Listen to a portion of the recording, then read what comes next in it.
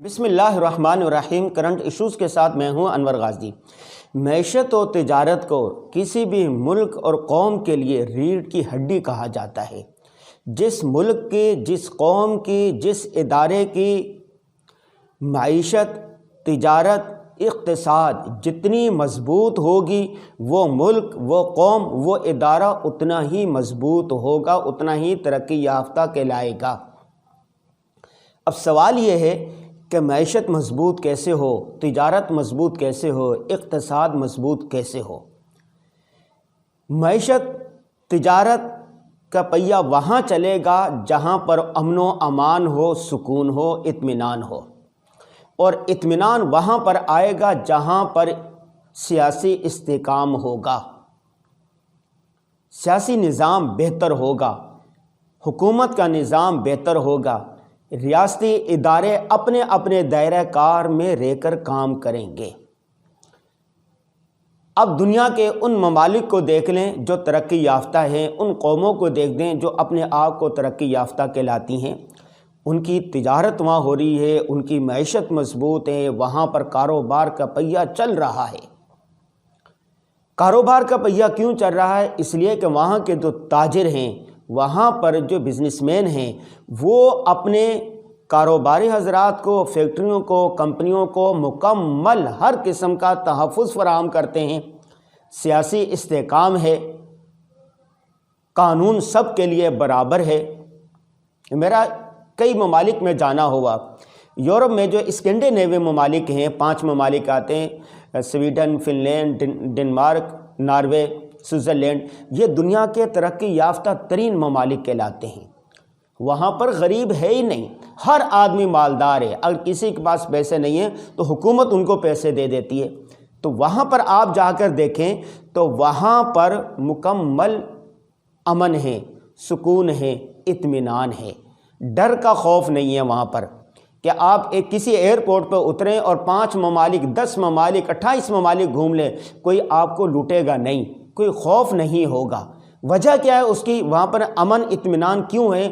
امن اس لیے ہے کہ امن کو قائم کرنے والی 2 چیزیں ہوتی ہیں، یا اللہ رسول کا ڈر ہو یا قانون کا ڈر ہو کہ قانون ہمیں دیکھ رہا ہے، اگر ہم نے غلطی کی تو قانون کے شکنجے میں آ جائیں گے۔ ان کو پتہ، اللہ رسول کو تو وہ لوگ مانتے نہیں ہیں، انہوں نے اپنے مذہب کو، اگر وہ عیسائی ہیں، یہودی ہیں یا کسی اور مذہب کو ماننے والے ہیں، تو مذہب کو دیش سے نکالا دیا ہے، دیش سے نکال دیا ہے، سیکولر ہیں، ملحد ہیں، دہریے ہیں۔ تو اب ان کو جو کنٹرول کرنے والی چیز ہے وہ ایک ہے، اس کا نام ہے قانون کا خوف۔ ان کو پتہ ہے کہ کیمرے کی جو آنکھ ہے، کیمرے کی خفیہ آنکھ ہے، وہ ہمیں دیکھ رہی ہے، لہذا قانون نے، قانون کی رٹ نے ان کو اپنے دائرے کار میں رکھا ہوا ہے، امن ہے۔ ان ممالک میں جا کے دیکھ لیں، وہاں پر سیاسی نظام جو ہے وہ مستحکم ہے۔ وہاں پر بھی الیکشن ہوتے رہتے ہیں، صوبائی الیکشن، بڑے الیکشن، ملکوں کے الیکشن، اور یہ جو بلدیاتی الیکشن، یہ ہوتے رہتے ہیں، لیکن ان کی جو ملک و قوم کی فلاح و بہبود کے لیے mid term, short term, long term پالیسیاں بنائی ہوتی ہیں، وہ پالیسیاں جوں کی توں چلتی رہتی ہیں۔ ریاستی ادارے اپنے اپنے دائرہ کار میں رہ کر کام کرتے ہیں، چنانچہ وہاں پر معیشت کا پہیہ چلتا ہے، وہ ملک ترقی یافتہ کہلاتے ہیں، خوشحال ہیں۔ اب آ جائیں پاکستان کو دیکھ لیں۔ ایک تازہ رپورٹ کے مطابق 40% کمپنیاں، فیکٹریاں، ادارے بند ہو چکے ہیں۔ تاجر بڑی تعداد میں دبئی، ملیشیا، سنگاپور، ترکی اور یورپی ممالک میں اپنا کاروبار شفٹ کر رہے ہیں۔ فلائٹیں بھر بھر کر جا رہی ہیں، وہاں سے آنے والا کوئی نہیں۔ باہر ممالک میں جو رہنے والے پاکستانی تھے، وہ بڑی تعداد میں پیسے بھجواتے تھے، انہوں نے پیسے بھجوانا چھوڑ دیے ہیں۔ نتیجے کے طور پر پاکستان میں ڈالر کم ہو گئے ہیں، ڈالر کی قیمتیں آسمانوں کو پہنچ گئی ہیں اور روپے کی قدر گرتی جا رہی ہے۔ نتیجے میں پورے ملک میں ایک مہنگائی، غربت کا طوفان آیا ہوا ہے۔ اس کی وجہ کیا ہے؟ اس کی وجہ 2 ہیں۔ نمبر 1 ہے ایک بدعنوانی، کرپشن، اس کے ساتھ ساتھ لوٹ مار، یہاں کے جو تاجر ہیں، یہاں کے جو لوگ ہیں، ان کو تحفظ نہیں ہے، وہ اپنے آپ کو غیر محفوظ محسوس کر رہے ہیں۔ اور دوسری بات یہ ہے کہ یہاں کا جو سیاسی نظام ہے یہ عدم استحکام کا شکار ہے۔ گزشتہ 1 سال سے دیکھ لیں، جو پہلے جو حکومت تھی ان کو اس حکومت نے چلنے نہیں دیا، جب سے یہ حکومت آئی ہے تو دوسری حکومت جو ہے وہ نعرے لگا رہی ہے، سڑکوں پر ہے، کوئی نظام، حکومت کا نظام چل نہیں رہا، جس کی وجہ سے معیشت کا پہیہ جام ہو چکا ہے۔ آپ جانتے ہیں کہ معیشت کہاں بہتر ہوتی ہے، کہاں پھلتی پھولتی ہے؟ جہاں پر امن ہوتا ہے، سکون ہوتا ہے۔ اس کا ذکر قرآن مجید میں بھی ہے۔ قرآن مجید میں دیکھیں، حضرت ابراہیم علیہ السلام نے بیت اللہ کی تعمیر کے بعد ہاتھ اٹھا کر دعا کی تھی، رب اجعل ھذا البلد آمنا وارزق اہلہ من الثمرات، اے باری تعالیٰ اس شہر کو امن کا گہوارہ بنا دے۔ جب امن کا گہوارہ بن جائے گا تو دنیا بھر سے پھل پھول ہر چیز آئے گی۔ تو پہلی بات یہاں پر امن ہونا چاہیے۔ جب تک امن نہیں ہوتا ہماری معیشت اور تجارت کمزور ہوتی جائے گی۔ امن کے لیے ضروری ہے کہ سیاسی استحکام ہو، کوئی مضبوط حکومت ہو، حکومتی رٹ ہو۔ ہمارے جو ادارے آپ دیکھیں، عدلیہ کو دیکھ لیں، مقننہ کو دیکھ لیں، اسٹیبلشمنٹ کو دیکھ لیں، میڈیا ہاؤسز کو دیکھ رہے ہیں، سارے ادارے اپنی حدود و قیود سے تجاوز کر رہے ہیں اور ایک دوسرے کے ساتھ ٹکرا رہے ہیں۔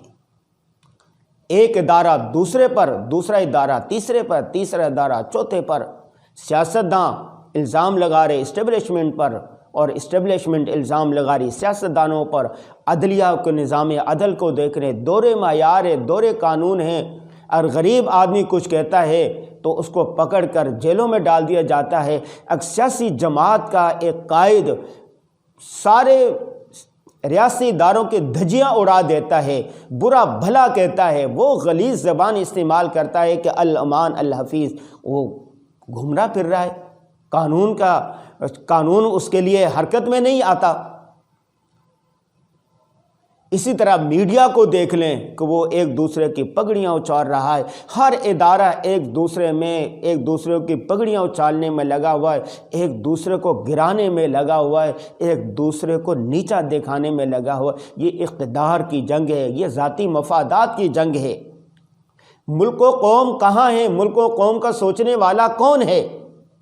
کوئی نہیں ہے اس وقت۔ عدلیہ سے لے کر اسٹیبلشمنٹ تک اور پھر پارلیمنٹ سے لے کر میڈیا ہاؤسز تک سیاستدانوں کو دیکھ لیں آپ۔ ہونا یہ چاہیے کہ ملک و قوم کی خاطر ہم سب کو ایک ٹیبل پہ بیٹھ جانا چاہیے۔ جب تک ہم سارے لوگ ٹیبل پر بیٹھ کے اپنے مسائل حل نہیں کریں گے، معیشت کا پہیہ نہیں چلے گا، یہ نظام درست نہیں ہو۔ 75 سال ہو گئے پاکستان کو، یہی کتی خانہ یہاں پر ہے۔ ہر 2 سال کے بعد حکومت بدل جاتی ہے، پھر فلاں آ جاتی ہے کبھی۔ کیا ہے یہ؟ کیا ہے؟ 75 سال ملک و قوم کی زندگی میں بہت بڑا عرصہ شمار ہوتا ہے۔ ہمیں سیکھنا چاہیے سیرت سے۔ رسول اللہ صلی اللہ علیہ وسلم نے فتح مکہ کے وقت سب کو معاف کر دیا تھا، عام معافی کا اعلان۔ تو ہمیں چاہیے کہ جتنے سیاستدان ہیں، جتنے ادارے ہیں، وہ اللہ رسول کے خاطر، ملک و قوم کی خاطر ایک دوسرے کو معاف کر دیں، معاف کر کے آگے بڑھیں۔ ماضی قریب کی مثال دیکھ لیں، نیلسن منڈیلا جب ساؤتھ افریقہ میں رہا، 30 سال جیلوں میں رہا، جب رہا ہوا تو سارے لوگ ڈر رہے تھے، لیکن نیلسن منڈیلا نے عام معافی کا اعلان کر دیا، اور کہا کہ ملک و قوم کی تعمیر و ترقی میں بڑھ چڑھ کر حصہ لیں۔ چنانچہ آپ نے دیکھا کہ ساؤتھ افریقہ کہاں پہنچ گیا ہے۔ ہمیں چاہیے، ہمارے حکمرانوں کو چاہیے کہ وہ ترقی یافتہ ممالک سے سیکھیں، وہ بالغ نظری کا ثبوت دیں، وہ ایک دوسرے کو معاف کر دیں۔ ہر ادارہ اپنی حدود و قیود میں رہ کر اپنا کام کرے تاکہ ہماری معیشت بہتر ہو، تاکہ غریب جو دن بدن غریب ہوتا چلا جا رہا ہے، مہنگائی جو آسمانوں کو چھو رہی ہے، لا ان آرڈر کی جو اب تک صورتحال ہے، یہ سیاسی عدم استحکام جو ہے یہ سب ختم ہو، ایک اچھا نظام آئے، ایک اچھی حکومت آئے اور وہ وہاں پر امن و امان قائم ہو، تاجروں کو تحفظ فراہم کرے، عوام کو تحفظ فراہم کرے، حکومت کی رٹ ہو، قانون کا ڈر ہو، اللہ رسول کا ڈر ہو، تاکہ ملک اور قوم دن بدن ترقی کریں اور بہتر سے بہتری کی طرف جائیں۔ یہ خیر کا جو